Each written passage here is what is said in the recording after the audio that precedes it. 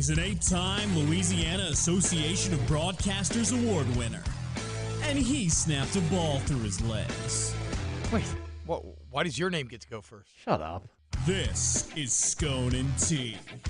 Because they made us. We're just doing it. That's way too loud.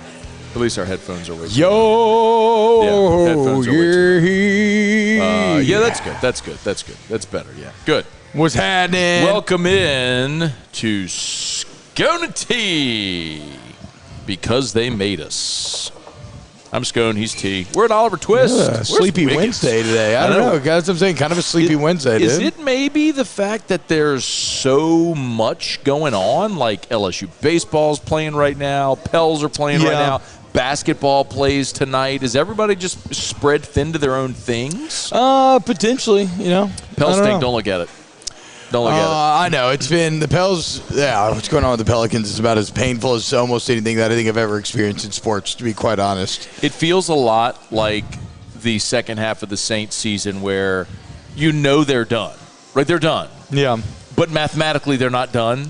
So you just keep watching because they're not done, but it's hard to be emotionally invested at all because you know this isn't going anywhere. Well, and they just, I mean, to me, the most disappointing part is they so clearly blew what was a golden opportunity to gain massive heart and mind share in the city. And they were gaining it, but now, like everybody who was hesitant to get on the bandwagon and everybody who was like, oh, look at you, fucking Lucy going to kick Charlie Brown going to kick the football again. And we're like, no. I'm telling you this time, Lucy's going to keep that ball on the ground. We're going to stroke it. And it felt like we were.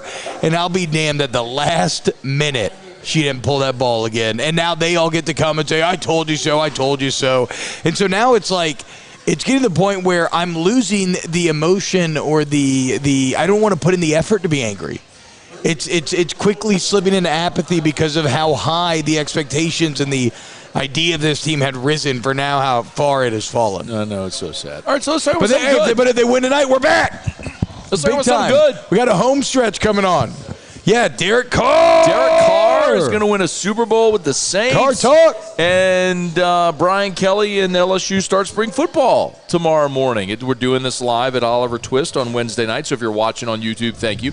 If you're watching on Facebook, thank you. If you're watching or listening on demand, thank you as well. But we do this live every Wednesday, 7 o'clock Central. So thank you for being here. YouTube, please smash that like button. Facebook, please like the 104.5 ESPN page and share the post. So do you want to start with Carr or do you want to start with LSU spring ball? We start with Carr. Okay. Black and gold Super Bowl. Here we go. It's time. You're being just a big hater on this move. Let's do it. You're being a big hater on this move. It's not all just about Super Bowls. And let's do it. Hey, I'm going to let you in a little secret, Matt. Being fucking shitty doesn't help you win a Super Bowl either. You know what? We will have this theory tested out directly because Tampa is doing what you wanted the Saints to do. They're cutting all their old people. Exactly. Even though Atlanta should go after Lamar Jackson, they're freaking ridiculous. The whole division. So forever it was Cam, Matt Ryan, Drew Brees, and then Jameis, Astrid, but Brady here toward the end, we understand. And the whole division is kind of going through the same thing. And each team is kind of taking a different tact. Yeah. Like Carolina's probably going to draft a quarterback in the top 10. Yeah, they're already there. They did their tanking already, kind of. Atlanta is. Are they going to ride with Ritter? Well, I mean, look, if Atlanta doesn't sign Lamar Jackson and give up 2 first rounds, then they're trying to tank this year and they're trying to get involved in the Drake May, Caleb Williams, Michael Penix Jr. sweepstakes. Yeah. So everybody's doing it differently. My thing with the Saints Tampa's telling us that Kyle Trask is badass. The Saints are. The Saints are the guy at the casino that loses all their money, and instead of just cutting their losses, they go back to the ATM to get more money because they're trying to recoup their losses. It's like you need to stop this. No, you need to stop with the bad contracts. You need to stop. What are you talking about? They're the favorite. Players. Why? You think you know the cap better than Kai Harley? It's not about the cap because. Can they make it work? Of course they can make it work. That's how the cap is designed. Kai Harley said it great with Sean Vazand. He said it is a tool to be utilized, and that's of course you can make it work. But the question is, should you make it work? Can I go out and buy a fucking $250,000 Maserati? Yes, I can. I can finance that. That's probably not the best decision for me and my family fiscally, but can I? Sure, That's I fucking such can. a non sequitur analogy. Like, it doesn't hold any water, because if you look at the quarterback market, Derek Carr is value at this contract compared to the rest of the quarterback market and how things are shaking out. You essentially signed a 2-year, $60 million deal with a $40 million option in the third year and a $50 million option in the fourth year. We said on this show recently, if you give me 2 years of commitment and 25-30, I think that's perfect. And then you go from there, and you could still draft a guy if you wanted to, and you want to develop him over a couple of years. Like, you've actually left yourself pretty open to how you can build on that quarterback front. Yep. And I think Derek Carr, I don't give a fuck of what the stats say. I think we're all being intellectually dishonest if we don't think that Derek Carr is better than Andy Dalton. No, he's better than Andy Dalton. And much better than Andy Dalton. I want to be very clear about this, because this is where I think, as people have heard me talk, they've made certain assumptions and not listened to the full thing I've said. Undeniably, the Saints in 2023 are their best version of themselves in 2023 with Derek Carr. That's not even debatable. There's no option that was realistically available to New Orleans that would make them better in 2023 than Derek Carr, period. There was no free agent. There was no trade possibility. Realistic, by the way. Like, you're not getting Aaron Rodgers. We understand that. No, it's why you actually didn't enter the Lamar Jackson sweepstakes either. Nobody who would have drafted this year would have come in and been better in 2023 than Carr. My problem is, I think Carr is at the point in his career where he's just regressing. And he is on the stair-step down. Let me finish my point. Okay. So I think Derek Carr is at the point in his career where he is regressing. I don't think that you're going to continue to see this improvement starting with 32-year-old Derek Carr to 33, 34, 35-year-old Derek Carr, especially with this head coach and this offensive coordinator. Are you going to win a bad division this year? Probably. If you don't, that's really disappointing. But what does that leave you? Your Tampa from this past year. Great. Tampa went 9-8, won a bad division, got bounced in the wild card round. Now where are they? I think New Orleans is just delaying the inevitable. I think the goal, like you said, is to try to be the best version of yourself every single year. I think it's even more important contextually when you look at the Saints' history and what a garbage franchise it has been for the vast majority of its history. Like, they desperately need to prove that some of the consistent winning of the Breeze Payton era, that they can recreate at least some modicum of that in a post-Peyton Breeze era. Like, they need to prove that they can be one of these NFL teams that, okay, so the faces will change over time, like regimes will change, but you'll still be playoff relevant more than you're not, right? Like, I'm okay. The Saints, before we start worrying about Super Bowls and everything again, I would like the Saints to get to I keep using the Steelers as the example, because I know Steelers fans are fed up at this point, but they have a different perspective on it. But, I would love for the Saints to be fighting and have 10 years of not being under 500, never being bad. I also think it's a great product for the fans. And so if you're telling me that, all they're doing is trying to be their best version in 2023, I applaud that. I said it's exactly what I want them to do, because there's no guarantee that if you do bad that it's going to work out for you. You could stay bad for a very long time. So this is where, to me, it comes down to risk tolerance. And the point that I made, and this is honestly, I'm not arguing with anybody. I'm really not. I'm not discrediting your point at all, because as a fan of the franchise, I think you said it last week, you'd rather see them just never be bad again. Yeah. And I agree that. But what I would like to see is them win a Super Bowl again. And I don't think they're going to win a Super Bowl with Derek Carr. I don't think they have the opportunity to do so. And so while I totally understand you're not going to win a Super Bowl every year, I want what you're doing organizationally to at least be paving the road toward that end, and I don't believe this move does that. See, that's my point. Yeah, I guess it's so heavy on opinion and future telling, and it carries with it kind of an implication that losing and drafting high would be a better path to the Super Bowl, and I don't know that I agree with that either. So this is the point.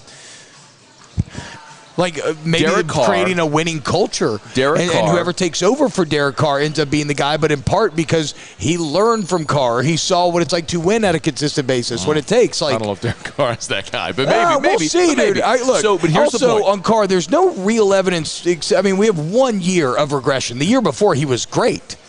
He was 10-7. He was in the playoffs. He was a pro. He threw for like 4,000, well over 4,000, almost 5,000 yards. Like, he was great. I don't think that there's. I don't think it's fair to say that, like, undoubtedly he is regressing. I didn't say undoubtedly. He took a step back. I said my opinion is Derek Carr at 32 is beginning that regression. I think he is where Andy Dalton was his last year in Cincinnati. We talked about, like, their numbers are almost identical. 9 years. It's a very similar situation. But again, it's not similar situation, though. But it is. No, it's not. The Bengals were way better. They made the playoffs 7 years in a row. The Raiders are a garbage franchise. The Bengals are a garbage franchise, too. Not at that point? They were. They're just not a good franchise, man. They making the playoffs 7 years in a row is not a garbage franchise. Okay, and then you could look at divisional circumstance and a lot of different things that could go into it. It doesn't matter, but that's not even the point.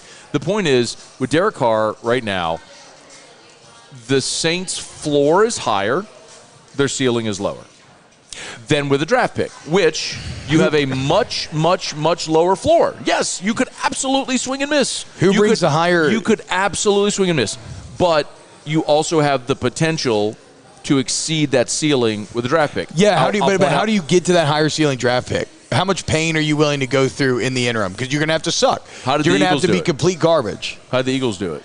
By taking advantage of Mickey Loomis. Like, what do you mean? Like, you think that's just going to grow on trees? They had 1 4-win season, and they drafted Jalen Hurts in round 2. They were very good in their talent evaluation. Oh, I thought you meant how did the Eagles get their high pick this year? No. Yeah, that's what I'm saying. That's how they got there. Okay, but you want to go 4-12? You want to go 4-12 1 year? I don't want to go fucking 4-12. I'll go 4-12 this year if it means I'm going to get my franchise quarterback for the next decade plus. Of course I will. Here is what is discoloring so much of this Derek Carr talk. So this is from the Athletics quarterback tier list from 2022 before the season started. This is a tier list that is decided objectively by NFL executives, head coaches, coordinators that vote as a case guy tier 1, 2, 3, and then they use the numbers and they average it out, right? So Derek Carr was in tier 2.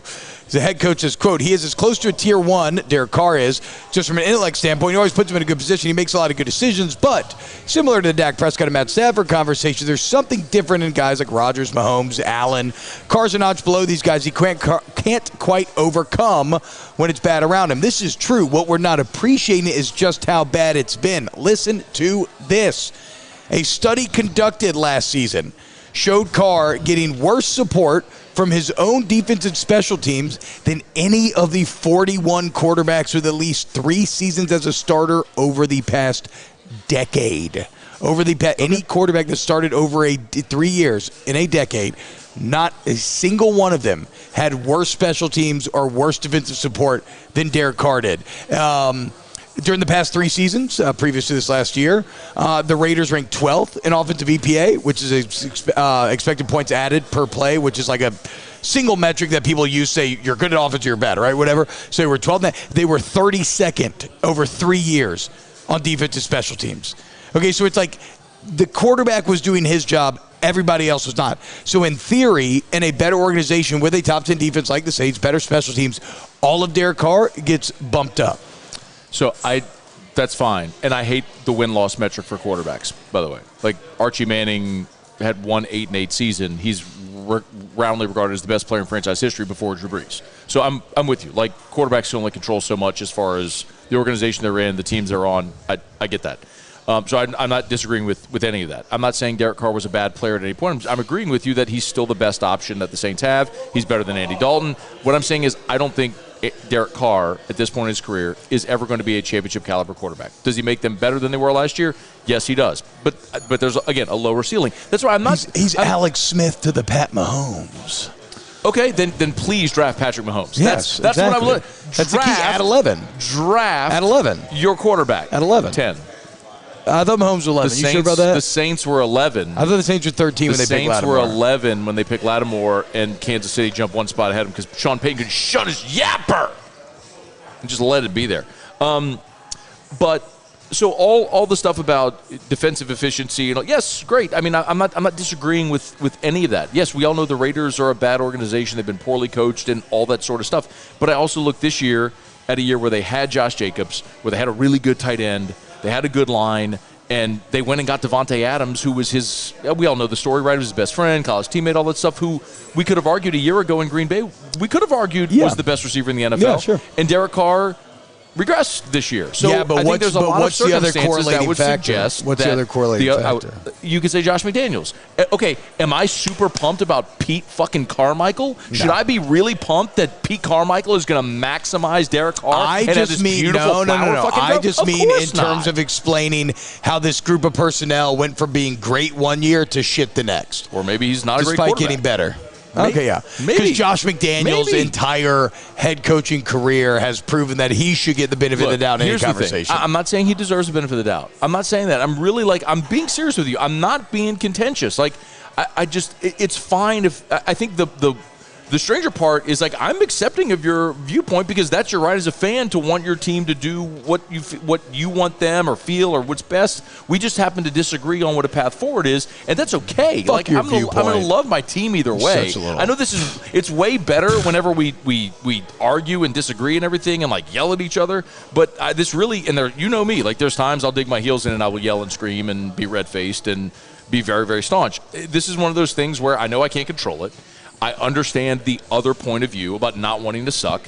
I totally get that. I also don't. What I want is for my team to win a Super Bowl again. And yes, I would be, to your question, I would be willing to take 4-13 if it means drafting a quarterback that could be the franchise. And I assume the risk. That we could draft Zach Wilson. I totally understand that. But you could draft Josh Allen. You could draft Joe Burrow. You could draft Patrick Mahomes. You could draft Justin Herbert. You could miss. But the only way you're going to get the boom again is by getting that player at that position. And the only way to get those players at that position is in the draft. So you got to hit in the draft. The Saints have drafted a first-round quarterback. We all know it once in their history. No, it's pathetic. You got to be willing. Malpractice. You've got to be willing to step up to the plate and take your swing, man. But you can do that. But you can do that while you're doing this. Okay, is the point? You can do that while you're doing this. I believe. Do you think they're going to draft a quarterback with one of their first 2 picks? Because I don't. I don't either. I think they should at 41. It'll entertain Hooker for sure. If he was still there, I mean, why wouldn't you? But no, I don't think it will. The other thing that I've heard a lot is the Stafford Rams comp, saying that Stafford had never won a playoff game with the Rams. Or with the Lions, he goes to the Rams and wins the Super Bowl. The problem I have with that is, have you talked about that yet? No, I mean, Sean McVay's way better than Pete Carmichael. Okay, Sean McVay, way better, number one. Number two, look at the rosters, man. The Rams were primed. The Rams had Cooper Kupp, Odell Beckham, Van Jefferson, Cam Akers. You had Von Miller was on that team. You had bookend tackles with Havenstein and Whitworth. You had Aaron Donald, Von Miller, Jalen Ramsey. What the fuck are we talking about? Please don't compare. The Rams were primed. The Rams are what the Niners are now. If you took Matthew Stafford, the Niners are probably a bit more sustainable, but yes, I see what you're saying. But my point is, it's a roster that is primed. Yes. All you need is that one last little puzzle piece, and it's unlock, kaboom. That was the Rams. That's not this Saints team. They have one defensive lineman under contract. I like the secondary. I love DeMario Davis, but he's aging. Your offensive line, I think, has some really serious questions this year. You have a massive hole at running back, and Kamara's likely going to miss 6 games. Yep. After Olave, what do you really have at receiver? You still don't have a tight end. Raheem Shaheed's kind of nice. Raheem Shaheed.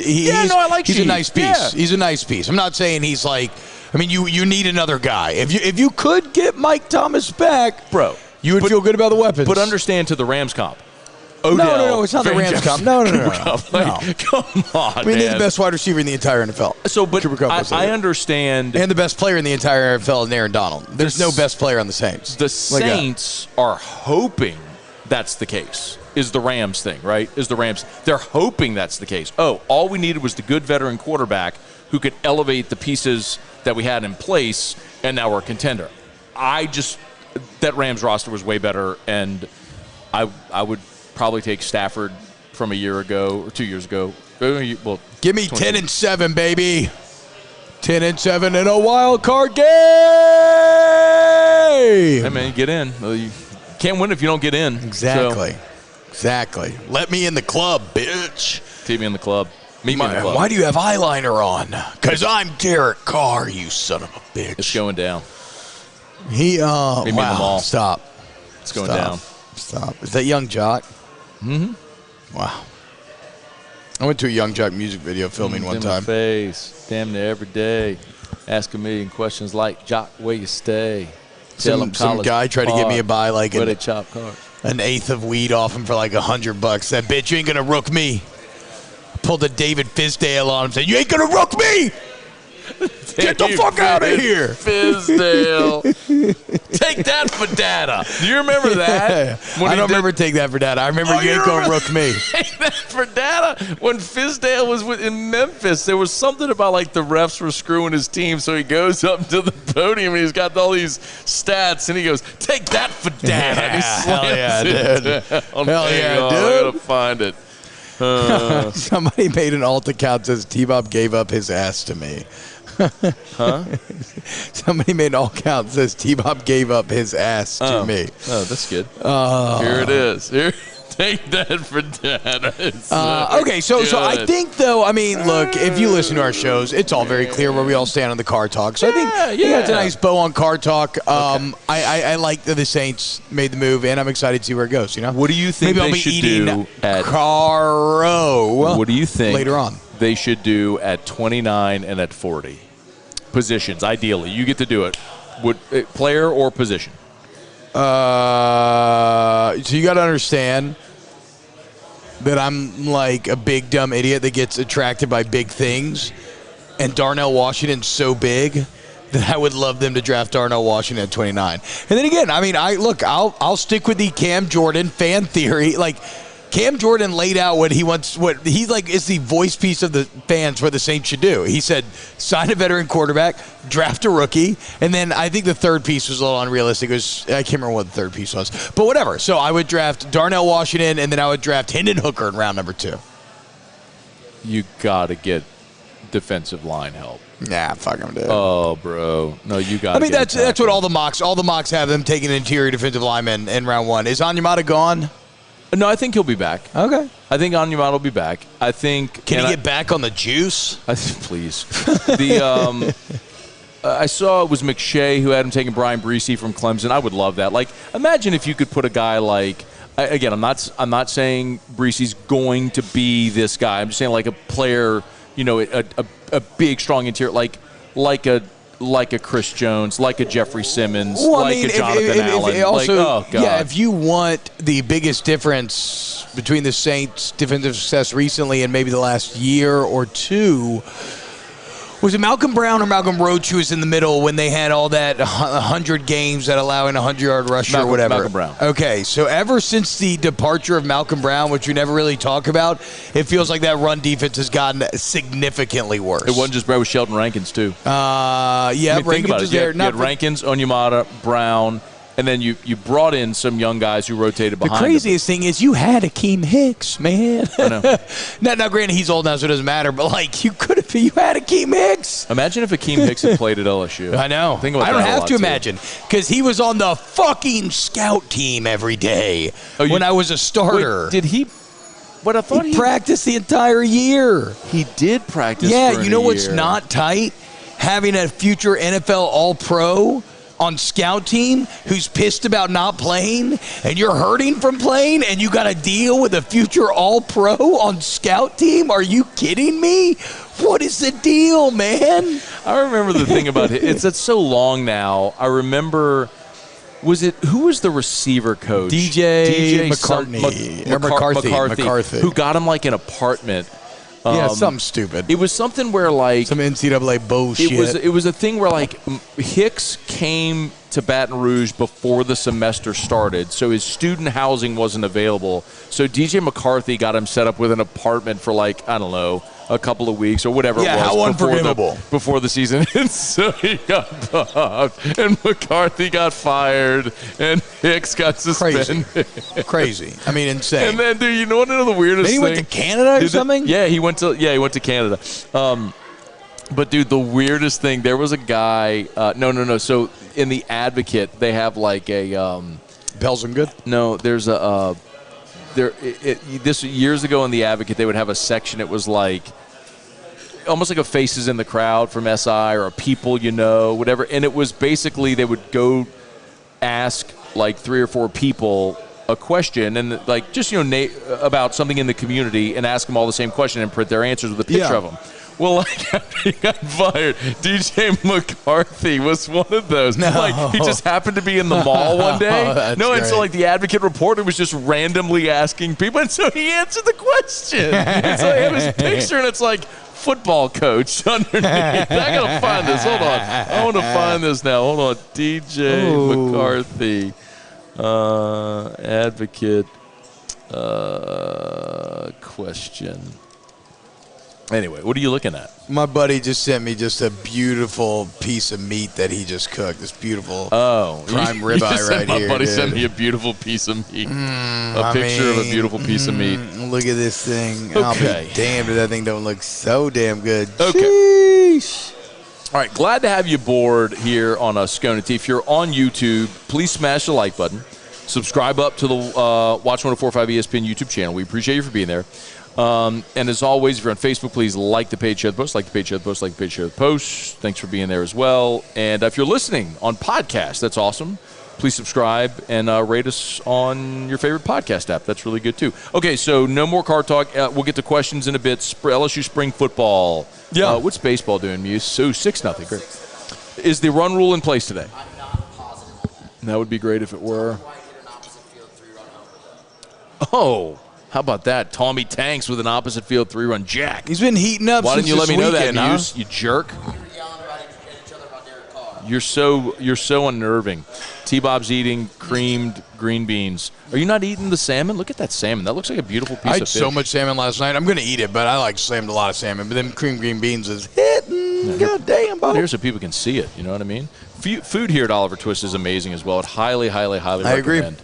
If you ever want a lunch meal, an entire meal of food, it's a great spot to come. I agree. LSU Spring Football. Hey, look, real quick, LSU transfers. They did what you've been saying they were going to do on the show for a while. They Interior added, line? Yeah. they added that next interior lineman, so now you have 7 starters. You hit that magic number that we were looking for, 7 guys that you feel are capable of starting, and really a ton of customizability within there, like in terms of who could play where. So you bring in Mason Lunsford, who, am I incorrect? He's a 6'7" center from Maryland? He's never played center. He played left guard. Okay. But they are going to work him at center, as I understand. Okay, but he played guard. I just assumed he was a tackle when I saw 6'7". He's Ethan Posick, man. Yeah, no, for sure. Big old dude. But no, so he played left guard. 23 starts at left guard. They're going to cross-train him at center. Big thing, and I would love your take on this, honestly, is so Charles Turner is out for spring because of injury. So Marlon Martinez is going to get the first-team reps. And he's a guy we saw play a lot near the end of last year at center. He started rotating with Turner.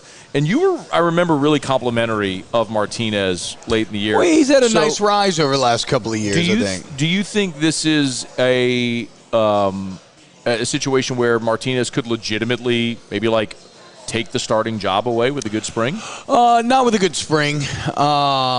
He could change the coaches' minds about where pole position would be going into fall. I kind of doubt that he would just outright be getting the first 1 reps, but he could perform to a point where they could be like, okay, actually, we don't know who's going to start between Turner and Martinez, and maybe you rep them equally come fall. I don't know that So, no, I don't expect Martinez to just come out here and just, like, take a job in spring, but he will firmly be in the mix come fall time to win one of those interior spots. Barksdale Bubble. Barksdale Bubble. Barksdale Bubba. Do you want something? Normally Wiggins is here with our boy in here tonight. I know. Give me a beer. No break even. I know. By the way, it's E.H. Taylor. Moose, will you order me a beer? Will you order me a Coors Light? I don't know that. Okay, they don't have Coors Light. Give me a Ghost. A Ghost? You can put it. Just do my tab. I got a tab. Just put it on my tab. Wow. Thanks, man. I was going to pay. You can too, Muse. I have a tab. Okay, whatever. Okay, so no. Look, I think it sucks for Turner when basically LSU's already trying to not replace him, but that is an area where they're like, we think we can get better. It's a tough draw for Turner that he can't compete in spring, and you're gonna have all these different guys kind of going for his job, but nothing's gonna be settled till fall. I don't really know there's one. Wait, don't leave that point yet. Yeah. There's one time, and I asked this question because I hate spring football. Well, let me rephrase. I love football. It's football. I don't think there's any value at all for starters in spring. Just don't get hurt, please. I think spring is great for guys that are maybe new enrollees or guys that are going to be first-time starters, actually getting to taste it for the first time, just feeling what it's like being in the first group and stuff like that.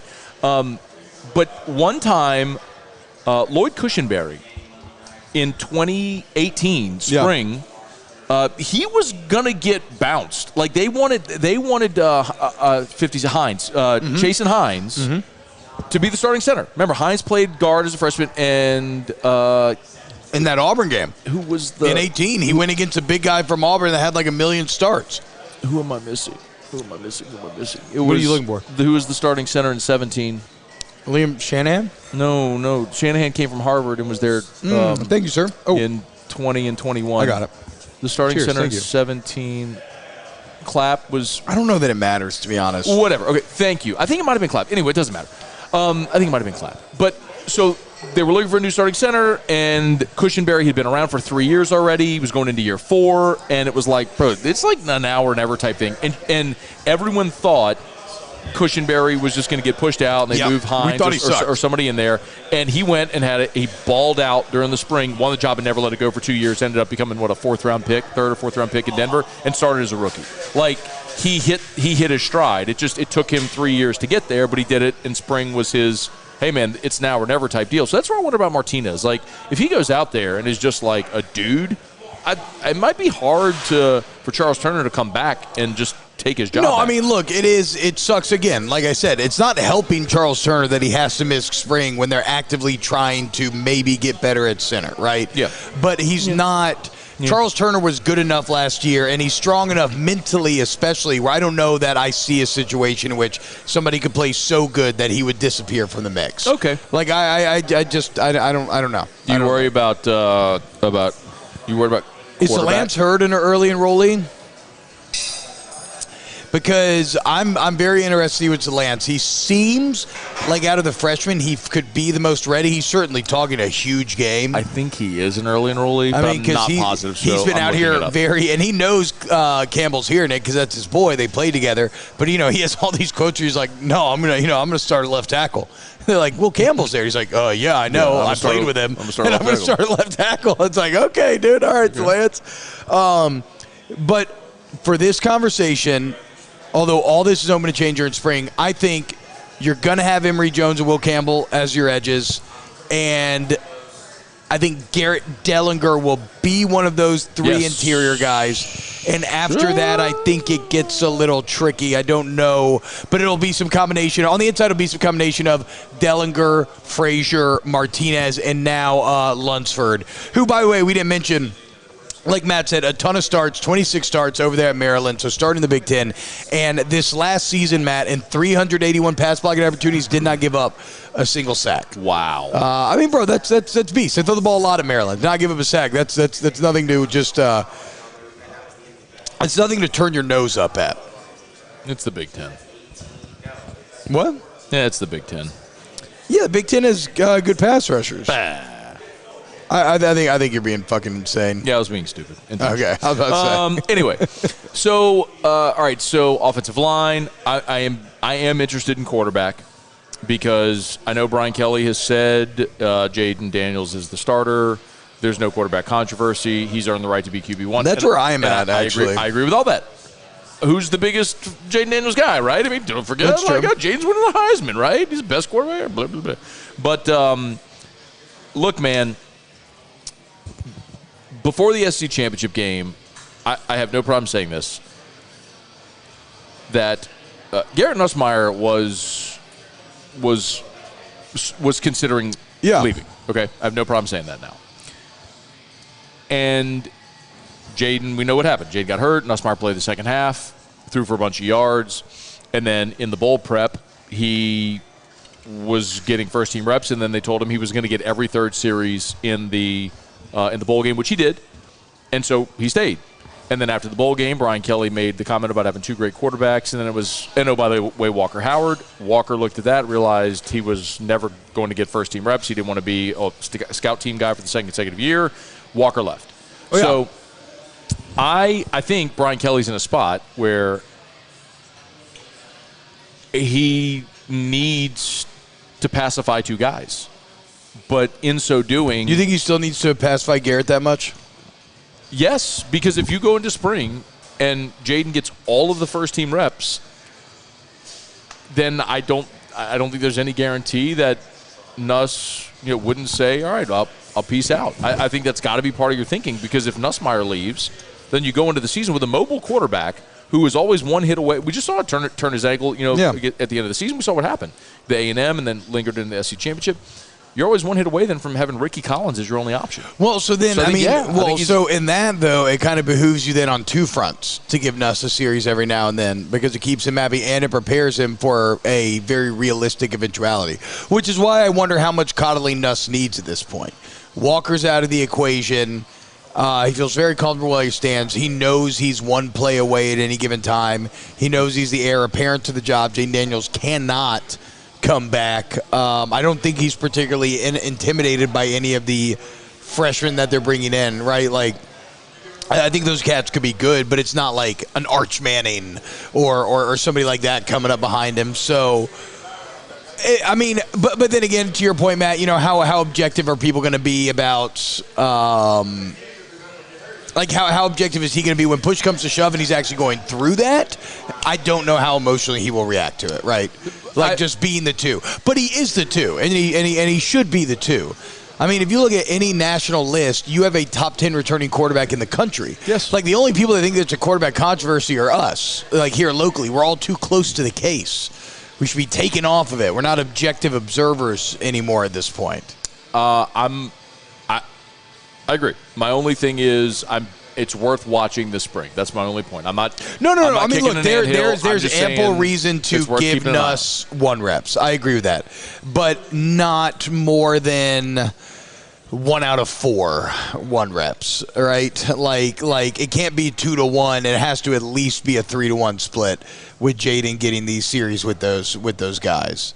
And then if you do give to Garrett the 1, then that's fine. Like that, because there's a lot of wisdom in that as well. Because if Jaden ever goes down, then like Garrett's going to have to play. He's going to have to play probably at some point this next year. This is also kind of, Matt, now that we're talking about this out loud, this is kind of an insane. He just burped. I know, what are you gonna do, dude? So stupid. These cream mushrooms so good, or these green beans so good.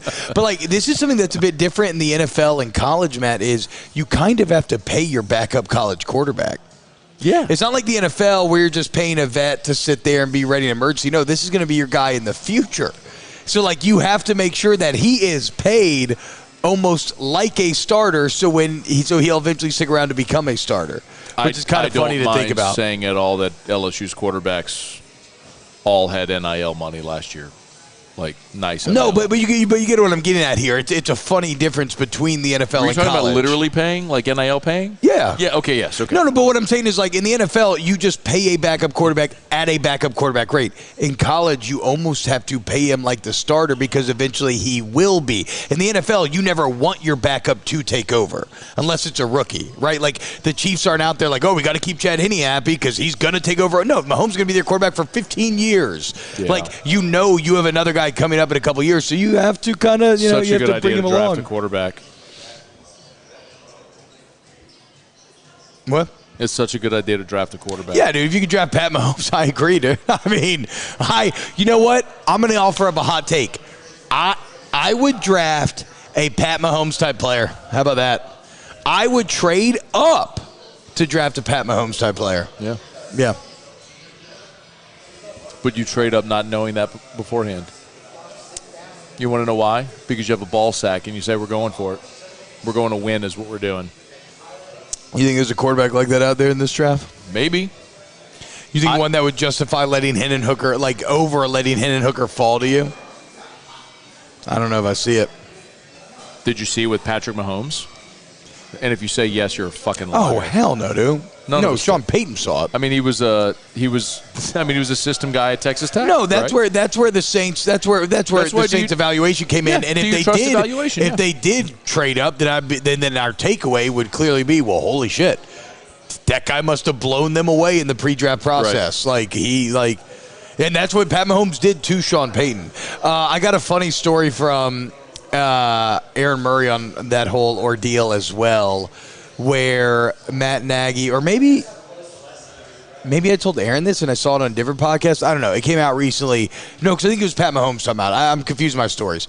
But Matt Nagy, the night before Pat Mahomes was supposed to meet with Andy Reid and the Chiefs, Matt Nagy was the OC at the time, was so in love with Mahomes, he basically gave him the exam. He told him everything they were going to go over the night before. He taught him all of it. So the next day, Mahomes gets in there with Reid, and Reid's just like blown away. He's like, this fucking kid, dude. It's like automatic. It's like he had the test. I'm feeding him. Like he had the test. And he's right there. So in a lot of ways, as much fun as people want to make fun of Matt Nagy for the Bears, for his Bears era, he saw it in Mahomes, and he saw it to the point where he used subterfuge to kind of cause the Chiefs to trade up and get him. Good for them, man. And they knew the Saints were going to take it, man. It's why Sean Payton couldn't shut his big yapper. Yeah.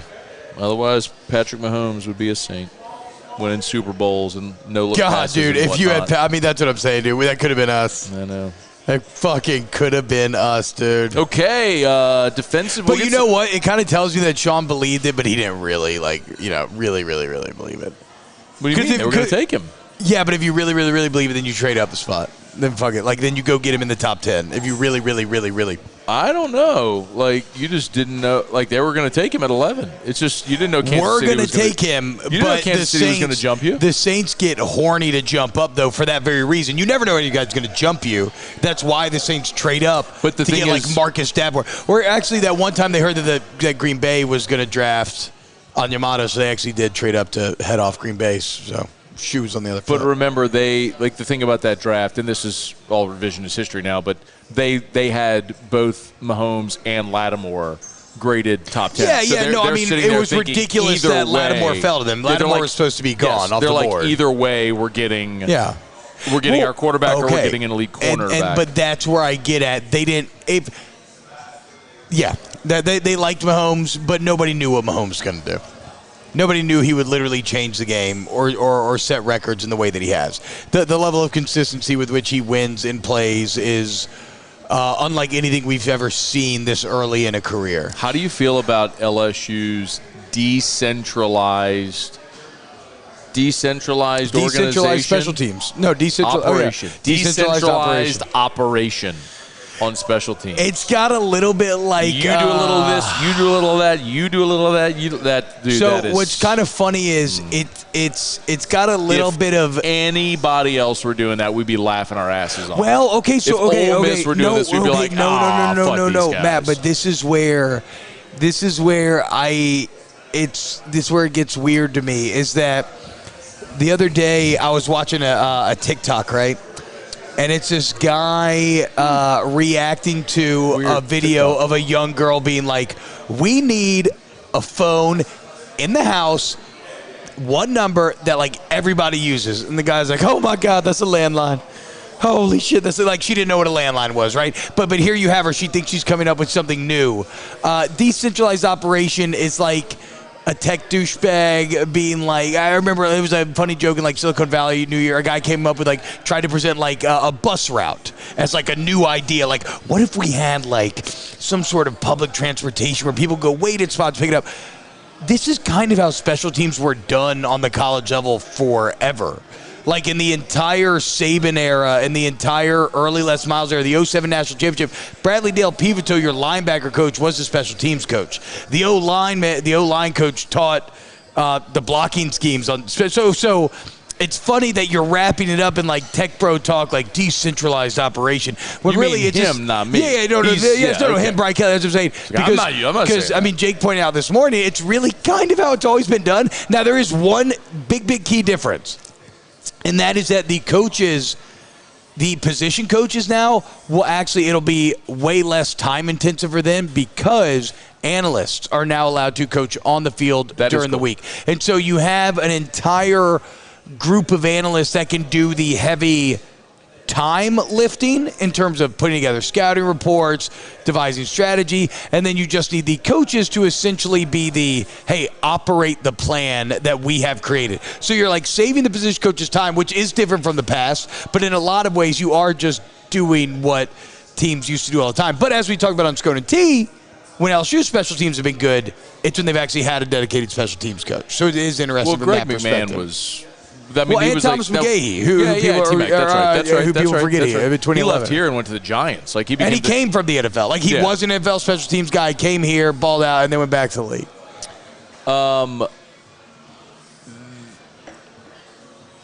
What if Greg McMahon? So in 2017, the year Ed's first year, remember he fired Pivotal. Like that was like the first thing he did. Do you remember that? Yeah. I mean, he literally got hired on a Saturday. On Sunday, he fired Bradley Dale. Hated Pivotal. He did, not me. I didn't know Pivotal. I love Pivotal. I mean, I just as a he's telling me how you keep out. You can get all sleep you need when you're dead, bud. And you out there trying to get Cam Hayward. Come here, come on, man. He when he was introduced, he just say, "Hey, don't tell me the inch doesn't matter. You'd all fucking take it if you could." When he's talking about splits. He was the co-DC with Mallory. Yeah, that was the year it all went awry. 08, Mallory, Pivotal, the co-DC thing. And after 1 year, they both miraculously got new jobs because Les never fired anybody. He just told everybody to go get jobs. And Mallory went to, like, New Mexico or something. Pete became the head coach of Northwestern State. Pivotal became the head coach of Northwestern State. Didn't work out, which bummed me out. At his introductory press conference, Bradley Dale Pivotal said, I forgot exactly what he was talking about, but he literally said in his introductory press conference, "Boy, it'll bring a teardrop to a glass eyeball." Yep. Yeah, bro. I was like, what I'm telling you, dude. Hey, Bradley Dale was an elite recruiter. Yes, that was his thing, man. That's why he ended up back here. That's why Les brought him back, because he was a great recruiter, man. He was just a crappy special teams coach. And so whenever but he wasn't all. I mean, he was a national champion special teams coach in a decentralized setup. Okay. That's what I'm saying. Okay. In 2017 or 16, when Les got fired, Ed took over as the interim. Special teams were very bad. Do you remember the A&M they were thing? awful. No, they were awful. They were awful. Like LSU played A&M in College Station, and A&M actually recovered an onside kick at the end of the game as they were trying to frantically come back. And I remember very, very vividly that Ed Ogeron, like glaring at Peeve. Interim Ed Ogeron, who was trying to get the job, was not happy with Bradley Dale. It's like, literally, Ed got hired on Saturday. Sunday, he fought, like, that was the first thing he did was fire Bradley Dale. But anyway, so they brought in McMahon as an analyst. Because remember, he brought in Pete Jenkins on field. He promoted Meatball. There was a lot of stuff like that. So yeah, that's the year when they thought that the 10th coach was going to get approved. It might be 10. I can't remember the exact number. Remember, it was supposed to be 10. Approved, and that's when they brought in McMahon. They were going to move him in there, and then they didn't, and they were like, "Oh, what the fuck? Now we got to keep him like." So he was an analyst, yeah. And basically the analyst couldn't coach on the field, and so it was. We talked about it last week. The convo I had with Von Rosenberg, where he was basically saying like it was a giant game of telephone. Yeah. McMahon would tell the GA or whoever what to tell us, and so then they would come try to tell us, and if we had questions, he had to go back. Anyway, so I would prefer to have a really good special teams guy that's running your special teams. But no, I would too. I would too. I just think it's funny that they tried to wrap it up in kind of pseudo-intellectualism when they're, in a lot of ways, doing what has always been done. But with a market advantage of now, the analysts can be on the field and be way more involved than they could previously, right? So, all right. Well, let's do questions. We got 10 minutes left. Yeah. Ask. We're at Oliver Twist. Shout out Pelicans Oliver Road, Twist. Baton Rouge. Neato, gang. Great place. I love the break even tonight. I love Oliver D.H. Twist. Taylor small batch. $6. Nice, dude. How we doing, Muse? What's going on in the baseball game? Tigers over Lamar, 6-1. Good. Fuck Who's Lamar. on the bump? Who's on the bump, Muse? Huh? Helmers. Will Helmers. That's former LSU starting third baseman Will Helmers to you. Oh yeah, that's right, dude. Forgot about that. We were at that opening day, Moose. You really had to do that to him? We were at that opening day, remember? Dude, that was just so dirty putting that kid at third base the first game of his career. That was crazy. Hey, bro, go play third base. That was a post-COVID half-full stadium, too, because of, like, rules. Hey. And when I tell you that you could hear every word, hey, cheers. When I tell you could hear every word that Matthew Musso was yelling in that stadium, and he was not embarrassed at all to be providing the entire commentary of the game. It was a fantastic experience. That was off-the-bench producer Matthew Musso before he got infected. And then he graduated. By the bald men. Then he graduated, you know? Oh, it smells fucking good. Doesn't it really? Might not for rent. It says, ask Scone T, a British student used a regular camera to take a picture of a single atom, which was held between two small needle tips about 2 millimeters apart. Is that true? A what? Was it bigger than T-Bob's hands? Well, no, obviously my hands are bigger than an atom. So yeah. Try again. You're an idiot. An atom is the smallest piece of matter, isn't that right? I think splitting the atom is how you blow get a nuclear reaction, I believe. Okay. Math. Splitting an atom, yeah. Raymond, hashtag ask Scone T, who starts at cornerback next year, Welch and J.K. Johnson? I have no idea who starts. Cornerback is my most exciting position battle of the spring, easily, because it feels like you actually have a ton of talent there, but I have no idea who's going to rise to the top because all that talent is new. I agree. And I would say Denver Harris is your most talented cornerback. And no Deuce Chestnut either. I would say, wait, what? No Deuce Chestnut in spring. He's out for spring. Oh, I didn't know that would happen. So Injury, surgery, postseason? Damn. All ACC from Syracuse, out for spring. But you will have J.K. Johnson. You will have Denver Harris. And you will have Zy Alexander. They like Zy Alexander a lot, dude. I feel like there's always a lot of whispers about, like, watch out for Zy Alexander from Southeastern. Line up, baby. Big dude, 6'3", long. Yeah, that's why I think. Very good, yeah. Craig Granger asked Scone T, who'll be the standout running back for the Tigers this year? I think it's going to be running back by committee. We talked about it this morning. I don't think there's going to be a standout guy. Okay.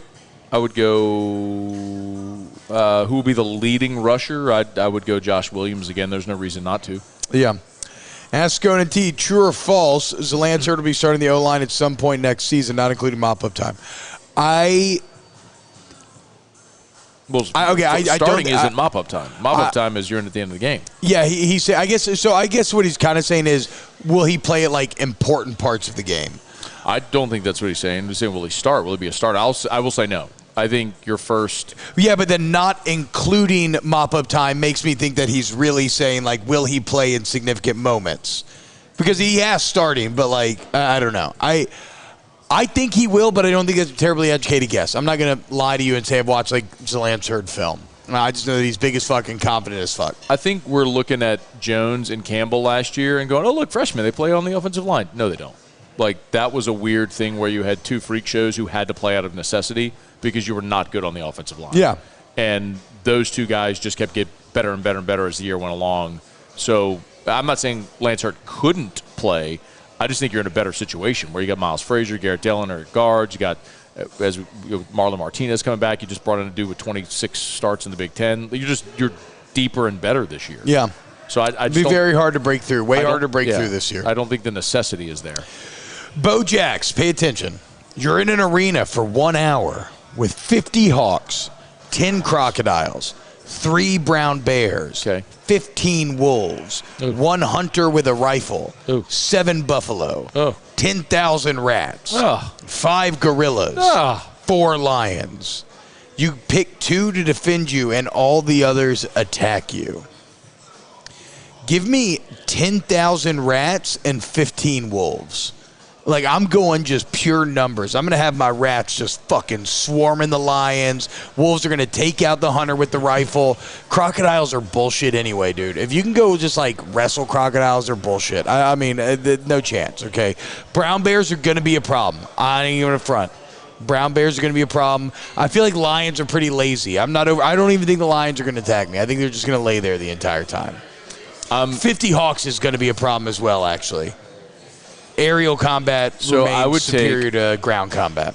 I would take the Bears 3 bears. Only 3 bears. 3 brown bears, not grizzlies. And brown bears. Brown bears. 3 brown bears. I know. That's what I'm saying. Wait. No, those are grizzlies. Because the black bears are the ones like in the Smokies and shit. No, the brown bears are grizzlies. Is a brown bear a grizzly? Because if that's the case, then give me them 3. Oh, okay, brown are grizzly bears. Okay. Give me them 3, yeah. and here's the other thing. Give me the hawks, because the hawks are going to eat the rats. Maybe I'm overthinking the 10,000 rats. The hawks, it's just a lot of rats. The hawks are going to eat the rats, and the rats may go eat other things too. The coyotes could eat or the fox could go eat the rats. But give me the bears, because I think I would take the bear over all the other big animals. Yeah. Give me those 3 bears to fuck everybody else up, and give me the hawks as my cover from on top. It's not a bad draft. What if they like not a come bad draft at all. scoop up like they come just swoop down, they pick up like the coyotes, and drop them 1,000 feet, and they kill them. Well, there's no coyotes, but they could do that maybe to a wolf. Wolves. Maybe. Well, that's what I meant, was fucking wolves. But And yeah, the hunter, no, fuck like, the hunter dude, with his 50 gun. hawks, a lot of hawks. Like, they could peck 5 gorillas' eyes out. That's what I They mean. could peck 4 lions' eyes out. Are we talking about silverback gorillas? Because would you take a silverback gorilla? Maybe 3 bears and 5 silverback gorillas. No, I gotta have the hawks. I'm deciding. I'm worried about aerial combat. I agree. I'm with the hawks, but do I take the silverback gorillas or the brown bears? I think I'm they're going like the 3 same bears size. over 5 gorillas. I've done this before. Do the thing. I think like silverback gorillas and grizzly bears are like the same No size way. and strength. They're very comparable.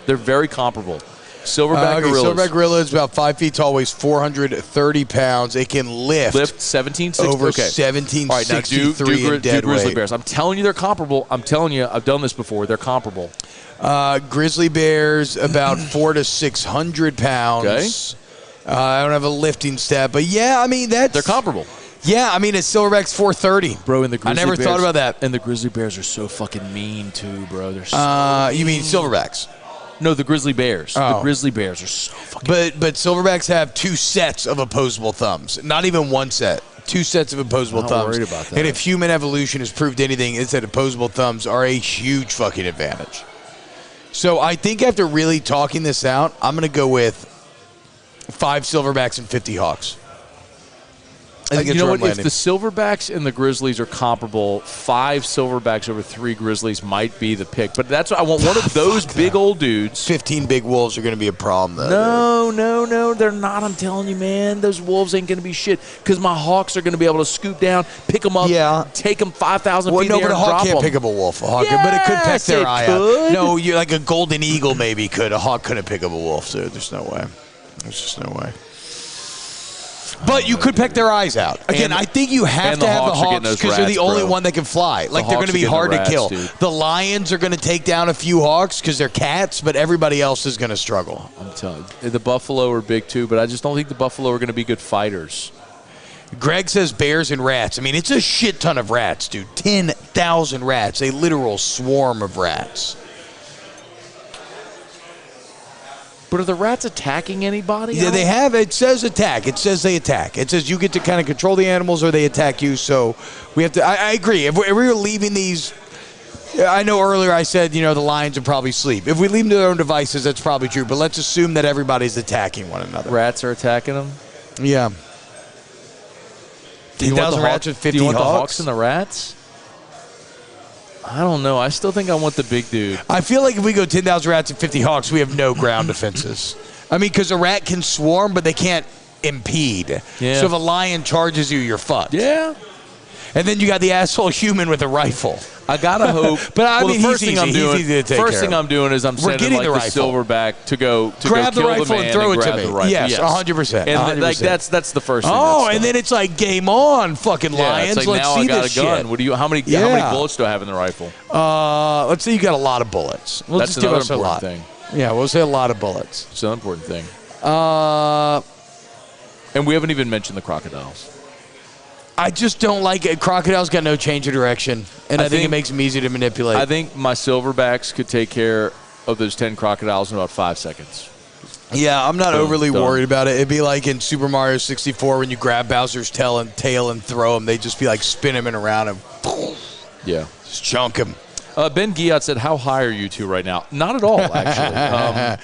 Believe it or not, I've no, never not really smoked for me weed either, ever in my actually. life. I've never smoked weed. Yeah, me neither. Oh, my God, the Pelicans are beating the fuck out of the Mavericks, dude. Let's go. Are you serious? 61-45. Shut your face. Ask Scone T, will Mason Smith be back? Absolutely, and he's going to be awesome. I don't know for spring. Spring, he's non-contact. Okay. So he's participating just non-contact. Well, that's to your point earlier. Don't risk your best players in spring ball. Exactly. Right? Dude, I remember, so forgive me if you've heard this story, but I'll tell it again real quick. Mwelde Moore, when he was at Tulane, I remember talking to Mwelde when he was in the NFL playing for Pittsburgh, but I remember talking to him one time. So Mwelde went to Bel Air, and then if you forgot, like at Tulane, he was a fucking dude. I think Mwelde and D'Angelo Williams are like the first two players in NCAA history to have like 4,000 yards rushing and 2,000 receiving. And it's something wild like that. Like he was just a total dude. Mwelde was like the first day of spring. He went out there, and the coach told him, "Get your ass in the bleachers. Get the fuck out of here. Like you just do not do a damn. Get the fuck out of here." Yeah, it's like we need you for fall, dude. You're not doing anything here. We need you for fall. Just go away. Yeah. So yeah, don't play Mason Smith. You already lost your best player all of last year. No. Let him find whatever sea legs he needs to during fall camp. What else? Ask Scone T, what are y'all eating? That's salmon and look like creamed green beans. It comes with Craig Granger, our chat chef. He's awesome. And it's not y'all. It's just T-Bob. Raymond, ask Scone T, what was the break-even bottle tonight? E.H. Taylor small batch. $6 a pour. Palmer Lamartiniere. Yeah. How do y'all feel like, how would you feel about Emory Jones potentially moving inside to guard and opening up the right tackle spot? Only if there's a better right tackle. It could happen, but yes, that's my deal. I find it hard to believe that a better right tackle is suddenly going to show up from somewhere. Bojax, ask Scone T, who's your college football playoff dark horse this year? Washington. Just off the top of my head. Are they a dark horse? I feel like Oregon and USC are still above him. So, like, if you're picking, like, Penn State, maybe they're another third-best team in the conference. That maybe is not very, it's a little cowardly to say dark horse, but could be the case. Florida State. Oh, that's a good one. Hell yeah. They could win the ACC and get in. Yeah. That's it, boys. You're done? We're done. I mean, we have a few more that came in after, but those are the ones that I had. Ask Scone T, Scone, are you strictly a gummy guy? You said you never smoked weed. Are you strictly a gummy guy? Get it? Yeah, I get it. That's it. There's how big a bust would Anthony Richardson be? Why didn't Musso call me for the Tour de France question today? Greg Lamal wants to know, the resident competitive biker in the chat. Oh, he would have gotten, there was a Pluckers trivia question today, which was the 21 stages of the Tour de France take place over how many days? In France. Over how many days? Oh. 42. 31. 24. Close. 25. 23. 23. Okay. They get 2 days off. That's it? Yep. Well, goddamn. No wonder everybody's doping. Give these boys some rest, dude. Come on. It's hard. You're basically doing a century bike mile through the Alps every day. What are we doing, dude? Oh, I could do that shit easy, man. I Yo, did you can 30 do that minutes of shadow boxing in my garage today. You're telling me I couldn't ride in Tour de France? Get the fuck out of here. Tour de Bob. Tour de France, these nuts. Did you watch Mando today, Matt? Mando was incredible. I mean, this is why